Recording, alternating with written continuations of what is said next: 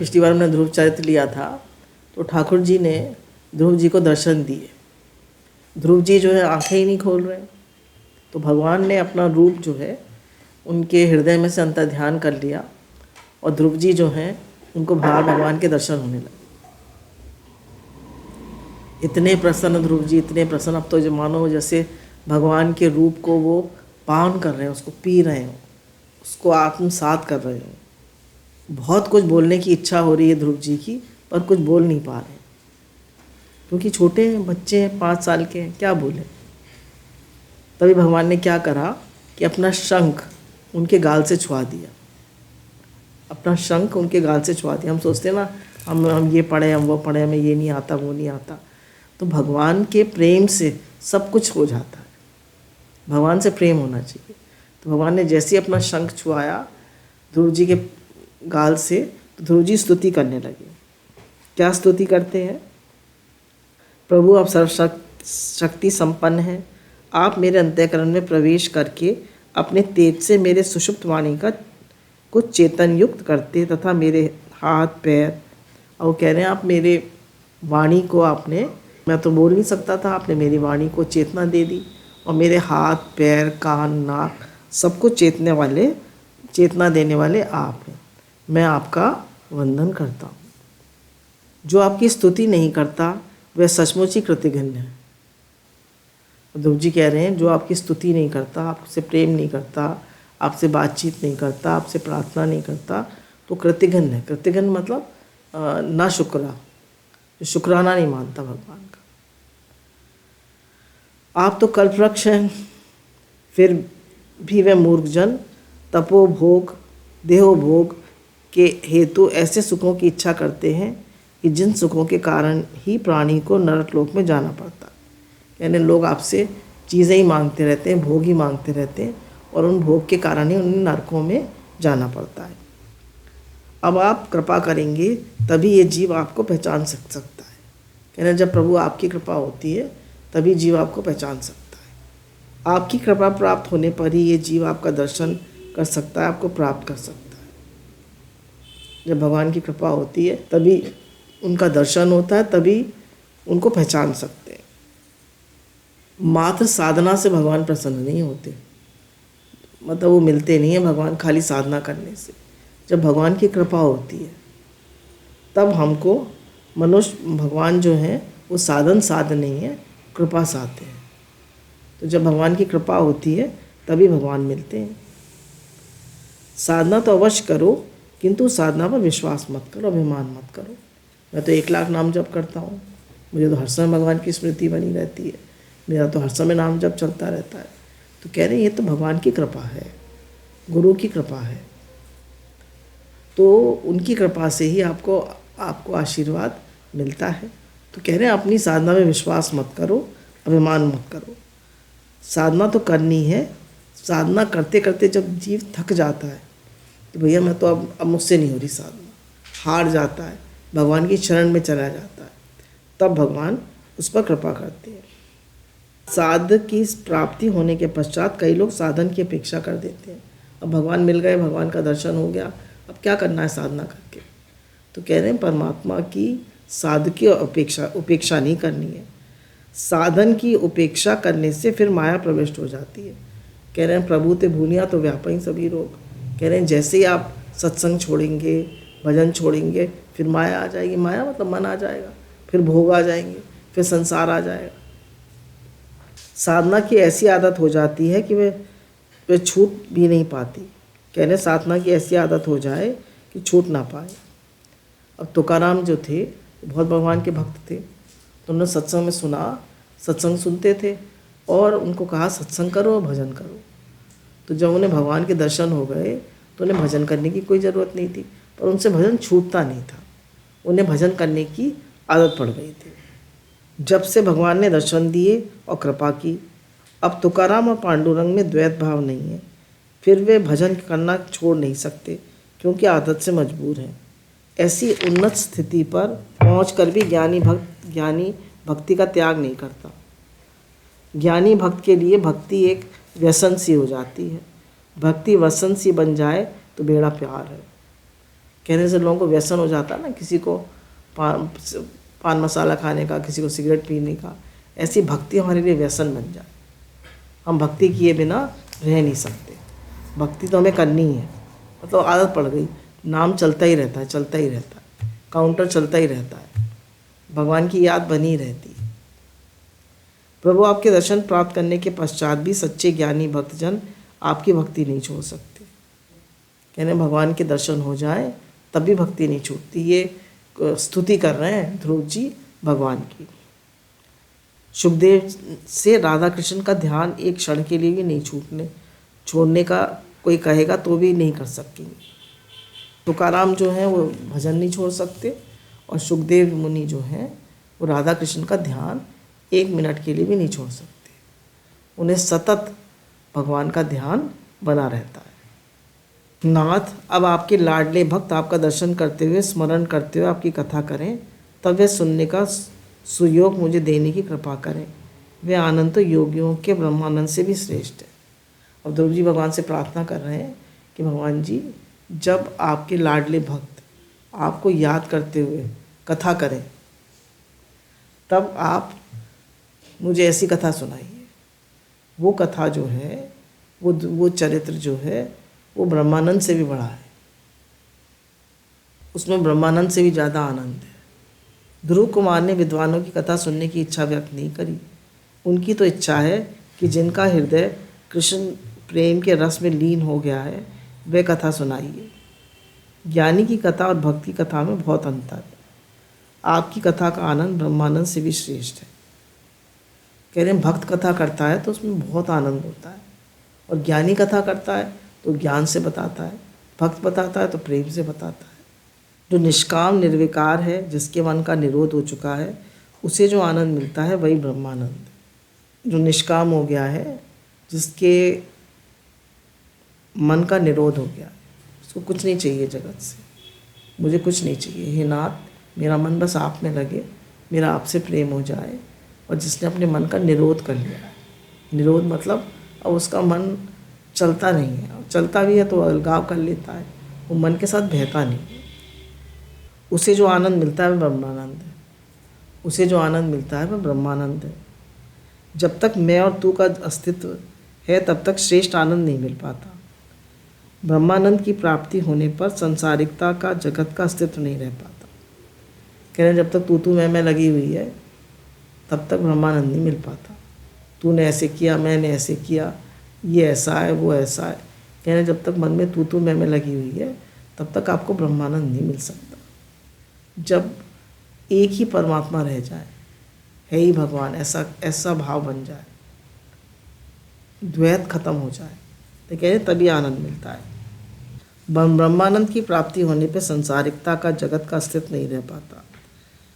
भागवत में ध्रुव जी कहते हैं कि भगवान की कथा श्रवण का आनंद ब्रह्मानंद से भी श्रेष्ठ है। भजनानंद सर्वभोग्य होने के कारण सभी को एक साथ आनंदित करता है। कह रहे हैं कथानंद है और एक ब्रह्मानंद। ब्रह्मानंद तो एक ही आदमी को मिलेगा, और जो कथा आनंद है वो बहुत सारे लोगों को मिलेगा। जब सत्संग होता है तो यहाँ पर भी 1000-900 लोग सुनते ही हैं, तो सत्संग का या कथा का आनंद बहुत है, बहुत सारे लोगों को का उद्धार होता है। और जो भजनानंद करता है तो उसका केवल उसका ही उद्धार होता है, पर ऐसा नहीं है, उससे जो वाइब्रेशंस निकलती है उससे भी बहुत लोगों का उद्धार होता है, पर सत्संग से तो प्रत्यक्ष लाभ होता है। इस कारण से कथानंद को ब्रह्मानंद की अपेक्षा श्रेष्ठ कहा गया है। वैसे तो तात्विक दृष्टि से तो ब्रह्मानंद ही सर्वश्रेष्ठ कहा गया है। कह रहे हैं कि एक दृष्टि से सत्संग ज़्यादा श्रेष्ठ है, कथा भगवान की भक्तों के द्वारा कही गई कथा श्रेष्ठ है, और ब्रह्मानंद भी श्रेष्ठ है। तो ब्रह्मानंद तात्विक दृष्टि से श्रेष्ठ है, और कथानंद बहुत सारे लोगों को लाभ होता है, उससे श्रेष्ठ है। कितने सारे लोगों को लाभ होता है। ब्रह्मानंद एक ही व्यक्ति को आनंदित कर सकता है। जो आनंद समाधि में लीन योगी प्राप्त कर सकता है, वह आनंद योगी के सेवक को नहीं मिल पाता। कहने कोई योगी की सेवा में हो तो योगी को तो आनंद मिल रहा है, वो तो ब्रह्मानंद में लीन है, पर उसके सेवक को नहीं मिल सकता। आप सोच लीजिए जो उसकी सेवा में है उनको नहीं मिलेगा वो आनंद। जैसे एक उन्होंने कहा, एक संत थे, तो एक शिष्य ने उनकी 30 साल सेवा करी। तो जब गुरुजी का शरीर जो जोत में समा रही थी, तो उसने कहा गुरुजी मुझे तो लाभ नहीं हुआ। तो गुरुजी ने कहा तुमने मेरे घोड़े का संग किया, तुमने मेरा संग तो किया ही नहीं। मैं कहाँ रहता था, मैं कहाँ बैठता था, मैं कैसे अपनी आत्मा में रहता था, वो तुमने ऑब्जर्व किया ही नहीं। तुमने तो सिर्फ भारी मेरे एक्शंस देखे, इसलिए तुम्हें लाभ नहीं हुआ। तो कह रहे हैं सत्संग का तो लाभ सबको मिलता है, पर योगी के जो ब्रह्मानंद है उसका लाभ उसे ही मिलता है। समाधि लीन योगी अकेला ही संसार पार करता है, जबकि सत्संगी स्वयं भी पार होता है और अनेकों को भी पार ले जाता है। इसलिए सत्संग ज़्यादा श्रेष्ठ है। बोलिए सद्गुरुदेव भगवान की जय। कथा श्रवण सभी को एक साथ आनंद देता है, वह अनेक भोग्य है। अतः कथा श्रवण का आनंद कथा आनंद से भी श्रेष्ठ कहा गया है। कुछ टीकाकारों ने कहा है ब्रह्मानंद की अपेक्षा अन्य कोई भी आनंद श्रेष्ठ नहीं है, किंतु सत्संग की महिमा वृद्धिगत करने के लिए ऐसा भागवत में कहा गया है। भागवत में कहा है कि कथा आनंद ब्रह्मानंद से भी श्रेष्ठ है। प्रभु ने ध्रुव जी से कहा मैं तेरी भक्ति से प्रसन्न हुआ, तू मुझसे चाहे जो मांग सकता है। ध्रुव ने कहा क्या मांगूं और क्या नहीं, ये मेरी समझ में नहीं आ रहा, आपको जो भी प्रिय हो वो मुझे दीजिए। भगवान ध्रुव जी से कह रहे हैं जो चाहे मांग लो। और ध्रुव जी कह रहे हैं कि भगवान जो आपको पसंद हो वह आप दे दो। जैसे नरसिंह मेहता से भी भगवान ने कहा था जब उनको दर्शन दिए कि तुम जो चाहो मांग लो, तो नरसिंह मेहता ने कहा था भगवान जो आपको पसंद हो वो दे दीजिए। तो भगवान ने कहा, भगवान शंकर ने कहा मुझे तो रास लीला का दर्शन, भगवान ने उन्हें रास लीला का दर्शन कराया था नरसिंह मेहता को। ध्रुव जी ने भगवान से कहा तू कुछ कल्पों के लिए अपने राज का शासन कर, उसके पश्चात मैं तुझे अपने धाम को ले चलूँगा। अब ध्रुव जी ने तो कुछ मांगा नहीं। अब भगवान ने ध्रुव जी से कहा कि पहले तुम कुछ कल्पों तक, तो कई हजार साल राज करो और फिर मैं तुम्हें अपने धाम को ले चलूँगा। ध्रुव जी ने शंका व्यक्त करते हुए कहा मुझे अब ध्रुव जी को अपने पिछले जन्म की याद आ रही है कि पिछले जन्म में भी मैं मैंने बहुत भजन किया था। फिर मैंने एक राजा को देखा था, वो मुझसे मिलने आए थे, तो मैंने कहा राजा का तो मैंने आनंद भोगा ही नहीं। तो फिर मैं 6 महीने, मैं 5 साल ही का रहा और फिर मैंने 6 महीने तपस्या करी। मेरी 6 महीने की तपस्या रह गई थी, तो वो तपस्या अब इस जन्म में पूर्ण हुई। तो ध्रुव जी ने आशंका व्यक्त करते हुए कहा मुझे पूर्व जन्म की याद आ रही है, राजा रानी के दर्शन से मेरा मन विचलित हुआ था, अतः मुझे ये जन्म लेना पड़ा। अब जो राजा बना तो फिर रानियों की माया में फंस जाऊंगा और असावधान हो जाऊंगा। मैं राजा नहीं बनना चाहता। तो भगवान ने कहा कि तू चिंता मत कर, ऐसा कभी नहीं होगा। तेरी राजा बनने की इच्छा भी हो तो मैं तुझे राजा बना देखना चाहता हूँ। भगवान कह रहे तेरी इच्छा नहीं है राजा बनने की, पर मैं तुझे राजा बना देखना चाहता हूँ। यह माया मुझे प्रभावित नहीं कर सकेगी, ये माया तुझे प्रभावित नहीं कर सकेगी। मेरा नियम है कि जो मेरा पीछा करता है मैं भी उसका पीछा करता हूँ, मैं तेरी रक्षा करूँगा। अब माँ को चाहे आनंद आए ना आए, नहीं माँ को, बच्चे को आनंद आए ना आए, माँ श्रृंगार करती है, पर माँ को तो आनंद आता है। तो तू राजा बनेगा तो मुझे आनंद आएगा। मैं जगत को ये दिखाना चाहता हूँ को जो व्यक्ति मेरा हो जाता है उसे लौकिक अलौकिक दोनों प्रकार के आनंद प्रदान करता हूँ। मैं अपने भक्तों को अलौकिक सुख के साथ साथ लौकिक सुख से भी लाभान्वित करता हूँ। भगवान कह रहे हैं मैं अपने भक्तों को अलौकिक सुख तो देता हूँ और उनको संसारिक सुख भी सारे देता हूँ, लौकिक सुख भी सारे देता हूँ। ऐसा नहीं है खाली अलौकिक सुख ही देता हूँ, मैं उन्हें दोनों संसार में भी अच्छे से रखता हूँ और उन्हें अलौकिक सुख भी देता हूँ। शबरी और मीरा जैसी अटल भक्ति भाव होने पर भगवान कहते हैं मैं रक्षा करता रहूँगा। जीव की रक्षा जब तक भगवान स्वयं नहीं करते तब तक वे काम का नाश नहीं कर पाता। कह रहे जब तक भगवान रक्षा नहीं करते तब तक वे काम का नाश नहीं कर पाता। राजा ने ध्रुव के आगमन का समाचार, राजसेवक ने ध्रुव को देखा और उसने राजा से ध्रुव के आगमन का समाचार दिया। अनुष्ठान में बैठे हुए उत्तानपाद राजा दौड़ पड़े। अब एक माली ने बताया कि ध्रुव आए, राजकुमार ध्रुव आए, तो उत्तानपाद दौड़ पड़े। देखिए जो 1 मिनट भी राजा उत्तानपाद अपने ध्रुव को 1 मिनट भी गोदी में नहीं बिठाना चाहते थे 6 महीने पहले, अब 6 महीने बाद जब वो भगवान के दर्शन करके आया है तो वो उसके दर्शन के लिए दौड़ पड़े। कितना फ़र्क है। जो ईश्वर से संबंध जोड़ लेता है जगत उसके पीछे दौड़ने लगता है। जो भगवान से संबंध जोड़ लेता है जगत उसके पीछे दौड़ने लगता है। परमात्मा जिसे अपना बनाता है उसकी शत्रु भी वंदना करते हैं। यदि तुम परमात्मा के पीछे लग जाओगे तो जगत तुम्हारे पीछे लग जाएगा। कह रहे तुम भगवान के पीछे लग जाओगे तो जगत तुम्हारे पीछे लग जाएगा, और तुम जगत के पीछे लगे रहोगे तुम्हें भगवान भी नहीं मिलेंगे और जगत भी नहीं मिलेगा, कुछ नहीं मिलेगा। वही उत्तानपाद की जिन्होंने ध्रुव का अपमान किया था आज उसका स्वागत करने के लिए दौड़ पड़े। वे सोचते हैं मेरे 5 वर्ष के बालक ने भगवान का दर्शन पा लिया और मैं आधी जिंदगी गुजर चुकी है फिर भी सुरुचि की माया में फंसा हुआ है, मुझे धिक्कार है। कह रहे मैं अभी तक सुरुचि की माया में फंसा हुआ हूँ और ध्रुव ने 5 वर्ष का कि ध्रुव ने अभी से परमात्मा को प्राप्त कर लिया। राजा की आंखों से आनंद अश्रु बह रहे हैं। कहा मेरा ध्रुव कहाँ है मेरा बेटा। अब राजा की आंखों से आंसू बह रहे हैं, प्रेम के, खुशी के और प्रेम के। कहाँ है मेरा ध्रुव, कहाँ है मेरा बेटा। सेवक ने कहा देखिए महाराज, राजकुमार आपकी वंदना कर रहे हैं। तो राजा ने बालक को गले लगा लिया और कहा कि मैं वंदन के लिए अपात्र हूँ, मेरी वंदना मत करो। सुखदेव जी वर्णन करते हैं कि उस समय परमानंद की वर्षा हो रही है। अब ध्रुव माताओं की वंदना करने के लिए जा रहे हैं। सब लोग इतने प्रसन्न हैं, सबके आंखों में आंसू बह रहे हैं प्रेम के, कि कैसे छोटे से 5 वर्ष के बालक भगवान का दर्शन करके आ रहे हैं और माताओं की वंदना करने जा रहे हैं ध्रुव जी।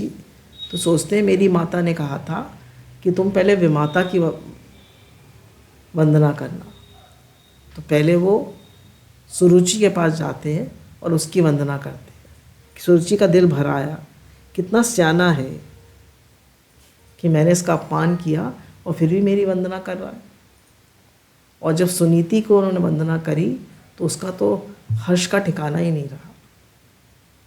वो तो अनंत प्रसन्न हो गई और उसको लगा कि मैं आज पुत्रवती हुई। जब बेटा भगवान को प्राप्त कर ले तभी स्त्री पुत्रवती होती है। खास समझने की बात है। सुरुचि सुनीति सोच रही है कि मैं आज पुत्रवती हुई हूँ क्योंकि आज मेरे बेटे ने भगवान को प्राप्त किया है। माता जने तो भक्त जने या शूरवीर, नहीं तो काय गवावे नूर। तो माता जने तो भक्त जने या शूरवीर, नहीं तो काय गवावे नूर। क्यों गवा रही है नूर। कितनी मेहनत लगती है बच्चे पालने में। तो माताएं अपने बच्चों को आजकल भक्त नहीं बनाती। कोई अपने बच्चों को सत्संग में नहीं लगाना चाहता। बहुत ही दुर्लभ माताएं होती हैं जो अपने बच्चों को सत्संग में लगाना चाहती हैं। तो कह रहे हैं जो भक्ति करता है, तो सुनीति जो है खुश हो रही है कि मैं आज पुत्रवती हुई क्योंकि मेरा बेटा आज भगवान को प्राप्त हुआ है। जो सभी का आशीर्वाद प्राप्त कर सकता है वही सर्वेश्वर को प्रिय लगता है। कह रहे हैं जो सबका आशीर्वाद प्राप्त करता है। एक को तो हमने खुश कर लिया, एक को नाराज कर लिया, तो कह रहे हैं वो भगवान को प्रिय नहीं होता है। जो सबका आशीर्वाद लेता है वो भगवान को प्रिय लगता है। लोगों ने कहा ध्रुव जी ने नारायण के दर्शन किए हैं, अतः हम उनका दर्शन करके कृतार्थ हो जाएंगे। तो ध्रुव जी की नगर यात्रा का आयोजन किया गया। सब नगरवासियों ने कहा कि ध्रुव जी ने भगवान के दर्शन किए हैं तो उनका दर्शन करके हम कृतार्थ होंगे। तो उनकी नगर यात्रा निकाली गई। तो ध्रुव जी ने क्या कहा कि मैं अकेले नहीं बैठूंगा हाथी पे। उनको हाथी बिठाया जा रहा था। पहले मेरे भाई उत्तम को बिठाओ, तो उनके भाई पहले उत्तम को बिठाया गया, फिर ध्रुव जी को बिठाया गया। तो कितना प्रेम है देखिए ध्रुव जी का सबसे। जो अपने भाई बहनों में, नाते रिश्तेदारों में परमात्मा का दर्शन नहीं कर सकता, उसे मूर्ति आदि में भगवान का दर्शन नहीं हो सकता। कह रहे हैं जो अपने नाते रिश्तेदारों में भगवान के दर्शन नहीं कर सकता, उसे भगवान मूर्ति में भी भगवान के दर्शन नहीं होते। तो सब में भगवान के दर्शन करिए। शब्दात्मक उपदेश का प्रभाव शीघ्र नहीं पड़ता, क्रियात्मक उपदेश का प्रभाव शीघ्र पड़ता है। कह रहे हैं action speak louder than words. आप जैसा करते हैं उसका प्रभाव बहुत ज़्यादा होता है, कहने का प्रभाव बहुत कम होता है। सुरुचि अब पश्चाताप करने लगी। सुनीति के चरणों में मस्तक नवाकर रो रही है। उसके आंसू के साथ साथ उसके मन का मैल भी धुल गया। ध्रुव कुमार का राजाभिषेक किया गया और ब्रह्मी के साथ विवाह भी किया गया। अब जो उनका भाई है उत्तम, एक बार शिकार खेलने गया, वहाँ यक्ष के साथ युद्ध होने पर उसकी मृत्यु हो गई। ऐसा दुखद समाचार सुनकर ध्रुव वहाँ पहुँचे और भीषण युद्ध करके वे यक्षों का संहार करने लगे। उस समय ध्रुव के पितामह महाराज मनु वहाँ पधारे। उन्होंने मनु से कहा, बेटे, वैष्णव वैर नहीं करते।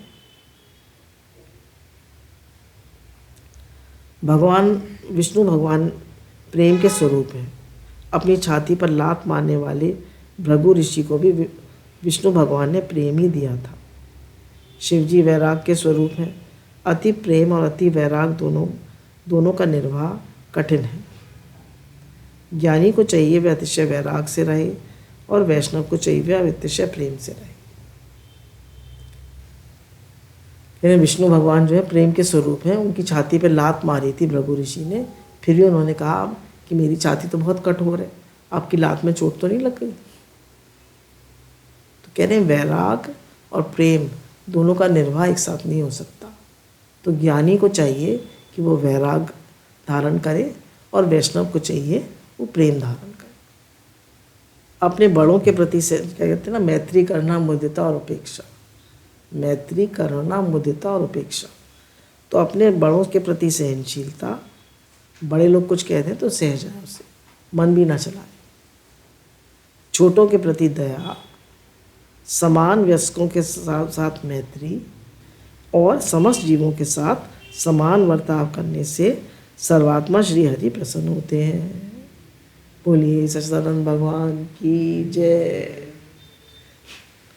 तितिक्षा, सहनशीलता, सर्वजन के प्रति करुणा और जगत के प्रत्येक जीव से मैत्री, इन तीनों गुणों से संपन्न व्यक्ति सुखी होता है और उस पर भगवान भी प्रसन्न होते हैं। मैत्री करना, मुदिता, उपेक्षा। उपेक्षा नहीं, मैत्री करना, मुदिता, सबके साथ मैत्री।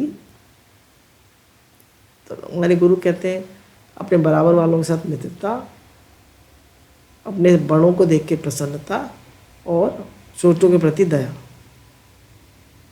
प्रत्येक प्राणी के प्रति संभाव रखने से, अब भगवान कह रहे हैं तुम सबके प्रति संभाव रखोगे तो तुम प्रसन्न भी रहोगे और मैं भी तुम्हें मिलूंगा। मनु महाराज के उपदेश को सुनकर ध्रुव ने संहार रोक दिया। ध्रुव जी अब विशाल क्षेत्र में आए। ये जब बालक थे तब यमुना जी के किनारे पर गए थे। अब वृद्धावस्था में गंगा जी के तट पर आए हैं। गंगा जी मृत्यु सुधारती हैं। भागवत की कथा प्रेम से सुनने से सभी यात्राओं का फल मिलता है। तो ध्रुव जी उन्होंने गंगा जी के तट पर, ध्रुव टीला है, हमने वृंदावन में दर्शन करे थे, तो वहाँ पे ही उन्होंने तपस्या करी थी ध्रुव जी ने। तो अब ये गंगा किनारे फिर आए, तो गंगा के किनारे बैठकर ध्रुव जी भजन कीर्तन करने लगे। गंगा जी के प्रभाव, अच्छा, जब ये भजन कीर्तन करने लगे, जब उन्हें भगवान के दर्शन हो गए हैं, तो उसके बाद ये फिर भजन कीर्तन कर रहे हैं, तो गंगा जी कल कल कल कल आवाज़ आती है ना गंगा जी की, तो इन्हें विक्षेप हो रहा है। तो ध्रुव जी ने कहा, माता तुम्हारा ये कल कल नाद मेरे भजन में विक्षेप करता है, तो मैं यहाँ से जा रहा हूँ। तो ध्रुव जी ने कहा कि नहीं, मैं अपना कल कल का स्वर बंद कर दूँगी, तो जहाँ पर ध्रुव टीला है, जहाँ पर ध्रुव जी ने तपस्या करी थी, वहाँ पर आज भी गंगा जी का कल कल की ऐसे आवाज़ आती है ना गंगा जी की, वो आवाज़ नहीं आती। गंगा जी शांत है आज भी। तो ऋषिकेश के समीप ध्रुव आश्रम के पास गंगा जी आज तक शांति है। केवल ध्रुव आश्रम के निकट ही गंगा जी शांत है और किसी स्थान पर नहीं। एक बार भगवान की आज्ञा से ध्रुव कुमार को अपने साथ ले जाने के लिए विमान लेकर पार्षद आए।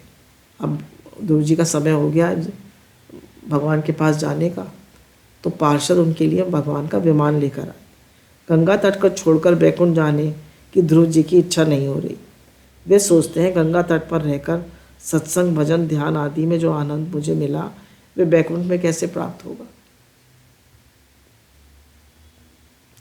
गंगा जी को साष्टांग प्रणाम करके वे अंतिम स्नान करने लगे।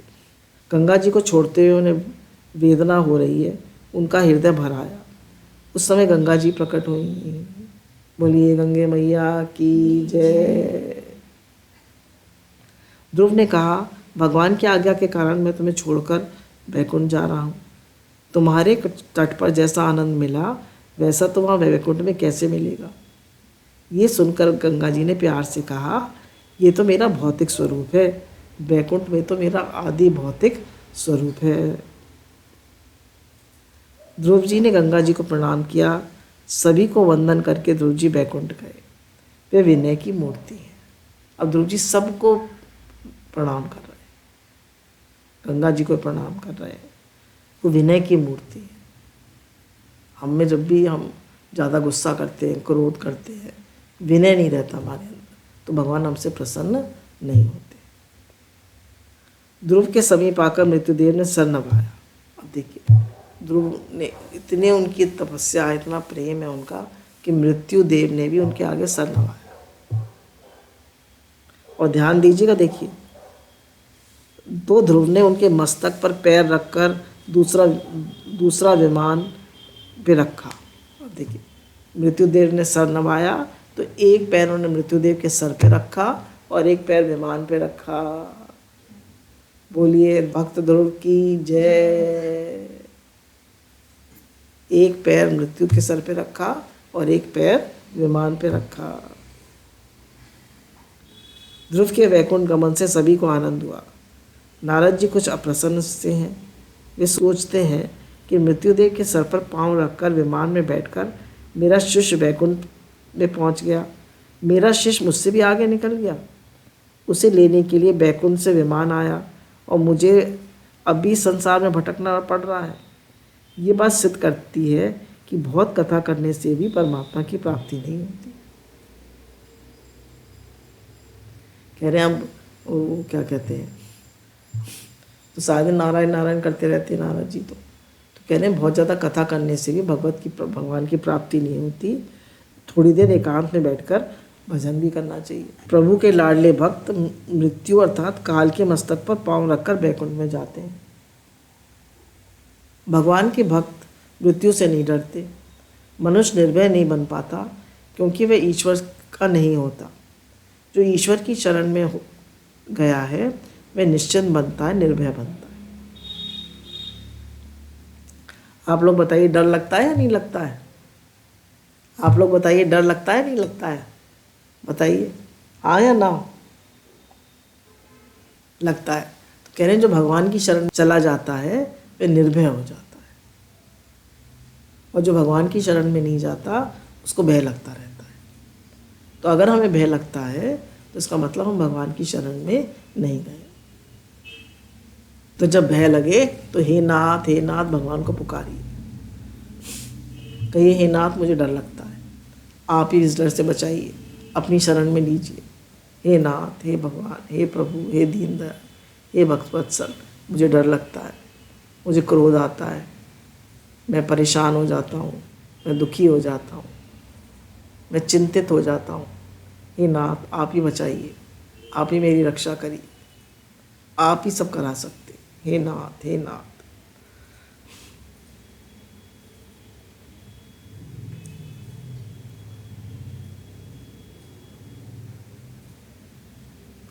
अब कहने में हमारा अभिमान दिन पे दिन बढ़ता जाए।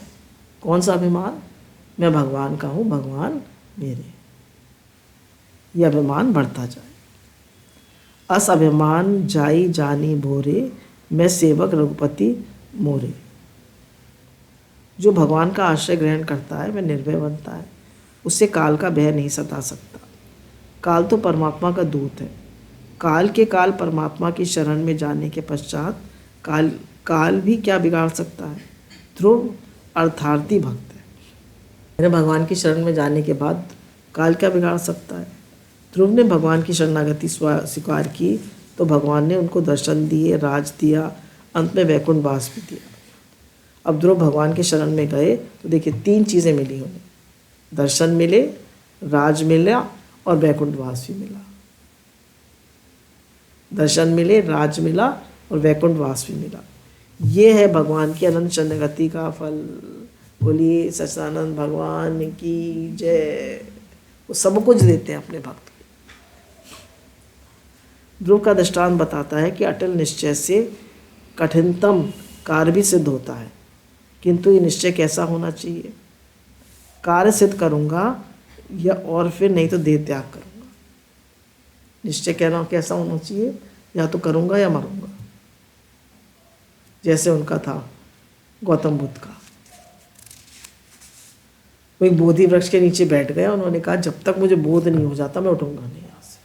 और बिल्कुल हड्डी हड्डी रह गए थे, जंगल में थे, कौन पूछता खाने पीने को। फिर उनको जब वो उठे, उनको बोध हो गया तो उनमें शक्ति नहीं थी। तब एक सुजाता नाम की लड़की ने उनको खीर लाके दी। उसी पे हम बुद्ध पूर्णिमा मनाते हैं ना, उस दिन गौतम बुद्ध को बोध हुआ था, बुद्ध पूर्णिमा पे।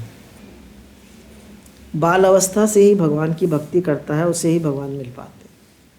कह रहे हैं जो बचपन से ही भगवान की भक्ति करता है उसे ही भगवान मिल पाते हैं। वृद्धावस्था में भजन ध्यान करने वाले का अगला जन्म सुधरता है, किंतु इसी जन्म में भगवान को प्राप्त करना है तो बाल अवस्था से ही भक्ति की जानी चाहिए। बाल अवस्था के अच्छे संस्कार नष्ट नहीं होते। सुनीति की भांति तुम भी अपने बालकों में बचपन से ही धार्मिक संस्कारों का सिंचन करो। अब ध्रुव जी का चरित्र यहाँ समाप्त होता है।